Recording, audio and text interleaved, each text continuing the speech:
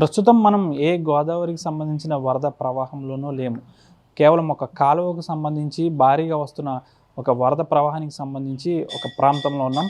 అదే పశ్చిమ గోదావరి జిల్లాలోని పెనుమంట్ర మండలం నత్తారామేశ్వరం గ్రామంలోని గోస్తాని కాలువకు సంబంధించి గత కొన్ని రోజులుగా కురుస్తున్న వర్షాలకు ఎగువ నుంచి భారీగా అయితే వరద ప్రవాహం చేరుకుంటుంది. సాధారణంగా వరద ప్రవాహానికి సంబంధించి ఈ కాలువ నుంచి వరద సక్రమంగా వెళ్లాల్సి ఉంది. అయితే ఈ కాలువకు కనీసం మరమ్మతులు చేయకపోవడంతో పాటుగా ఈ కాలువను కనీసం పట్టించుకోకపోవడంతో దాదాపు వర్షాకాలంలో భారీ స్థాయిలో వరద నీరు రావడం, ఈ వరద నీరంతా చుట్టుపక్కల ఉన్న పంట పొలాలపై విరుచుకుపడడం, రైతులు తీవ్ర ఇబ్బందులకు గురి కావడం ప్రతి ఏడాది కూడా ఇది జరుగుతూనే వస్తుంది. అయితే ప్రస్తుతం మనం పశ్చిమ గోదావరి జిల్లాకు సంబంధించి పెనుమంట్ర మండలం నత్తారామేశ్వరం గ్రామంలోని రామేశ్వర స్వామి వారి ఆలయం వద్ద ఉన్నాం. ఈ ఆలయానికి సంబంధించి మనం చూసుకోవచ్చు, ఏదైతే గోపురం సంబంధించి ఏదైతే మనకి విజువల్స్లో కనిపిస్తుందో ఒక ఆలయం, అది ఎప్పుడూ కూడా ఈ గోస్తాని నదికి సంబంధించి 9 నెలల పాటు కూడా రామేశ్వర స్వామి వారి ఆలయం అది 9 నెలల పాటు ఆ విధంగానే నీటిలో ఉంటుంది.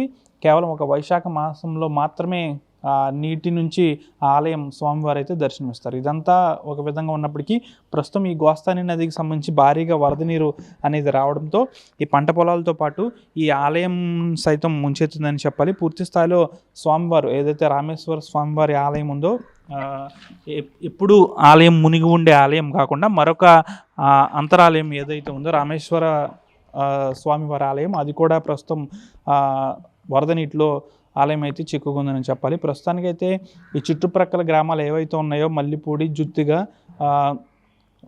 ఇలింద్రపురు కొన్ని గ్రామాల్లోని దాదాపు వేలాది ఎకరాల్లో ఈ విధంగా పంట నష్టం అయితే వాటిల్లిందని చెప్పాలి. ఎందుకంటే దాదాపు ఇప్పుడే రైతులు నారుమళ్ళు వేసుకుంటున్న సందర్భం. ఈ గోస్తాని నదికి సంబంధించి ప్రతి ఏడాది కూడా సరైన ప్రవాహం లేకపోవడంతో ఈ విధంగా భారీ వర్షాలు వచ్చినప్పుడు ఈ కాలువ నుంచి ఆ వాటర్ అంతా కూడా పంట పొలాలపైకి వెళ్ళిపోతున్న సందర్భం కూడా ఉంటుంది. అయితే ప్రస్తుతం ఈ ఏడాది ఈ కాలువకు మరమ్మతులు చేసినప్పటికీ ఆ వరద ప్రవాహం అనేది ఈ విధంగా మరొకసారి తన ఉగ్రరూపాన్ని దాల్చిందని చెప్పాలి. ఈసారి ఏకంగా గ్రామంలోని ఆలయం లోపలికే వరద ప్రవాహం అంతా చేరుకుంది.